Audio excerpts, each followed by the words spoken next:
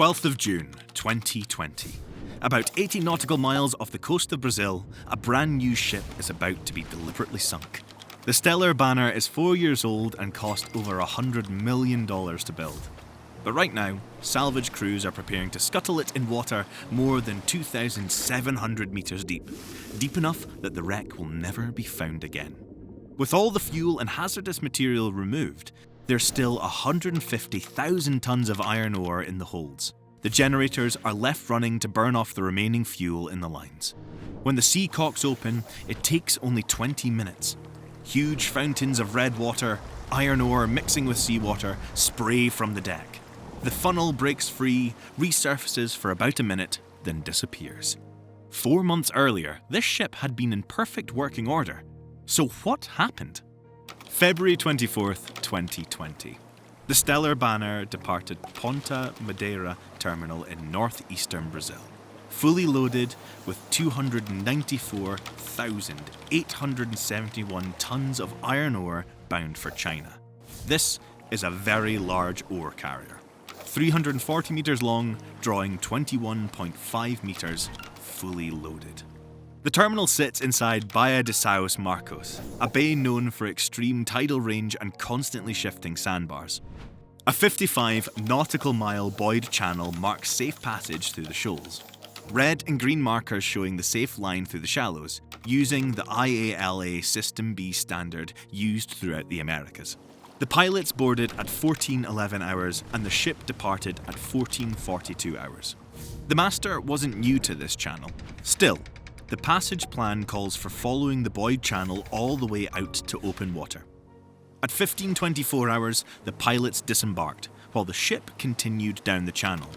By 18:45 hours, the Stellar Banner reached one of 2 designated anchorages where outbound ships can wait for favourable tides. The master decided not to anchor. He expected to cross the sandbar at or near high tide. At 20:30 hours, the ship passed buoy number 6. The passage plan called for a turn here to follow the marked channel. The master decided to leave the channel. He didn't tell the third officer why, and the third officer didn't ask. An hour later, at 21:30 hours, alarms went off throughout the ship. The ship shudders. The echo sounder shows dashes forward, meaning either loss of signal or depth too shallow to measure. The ship's position is inside the 20-metre contour. And here's where it gets worse. The master has been navigating using the electronic chart, which shows the 20-metre shoal as a small patch about half a nautical mile across. The paper chart being used by the officer of the watch shows the same shoal as 1.6 nautical miles by 2.3 nautical miles. Same location, but different size. Both charts are based on surveys from the 1970s. At about 21:33 hours, the ship's speed drops suddenly. The master orders officers forward to check for flooding and to prepare to anchor. There's flooding, there's forepeak void, the double bottom void, the 2 starboard ballast tanks. The pumps can't keep up with the water coming in.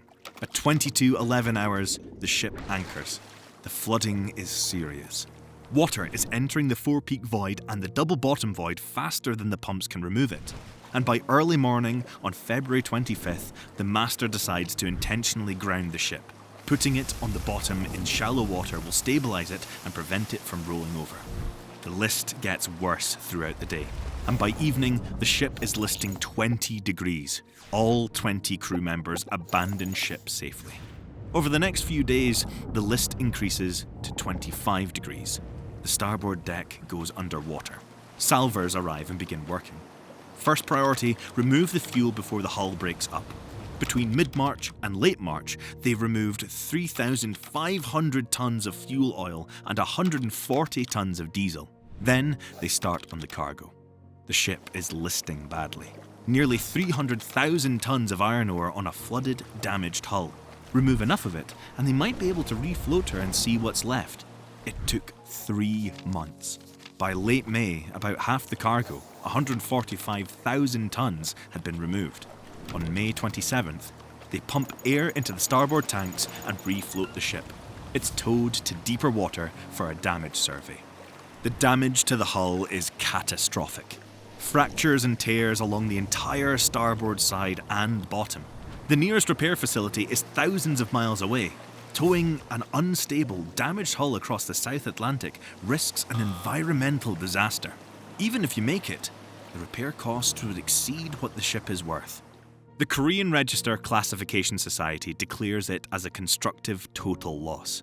On the 12th of June, the Stellar Banner is scuttled in 2,700 metres of water with 150,000 tonnes of iron ore still aboard.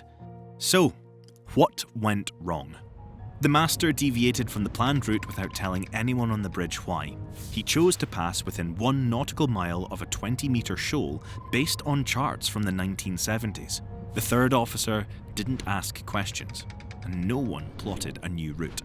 The master was navigating using the electronic chart, which showed the shoal as small. The third officer was using a paper chart that showed the same shoal as much larger. They never compared notes. Critical information never got shared. That's what bridge resource management is supposed to prevent. Changes have to go through the whole bridge team, and charts are approximations, especially ones based on surveys from 50 years ago.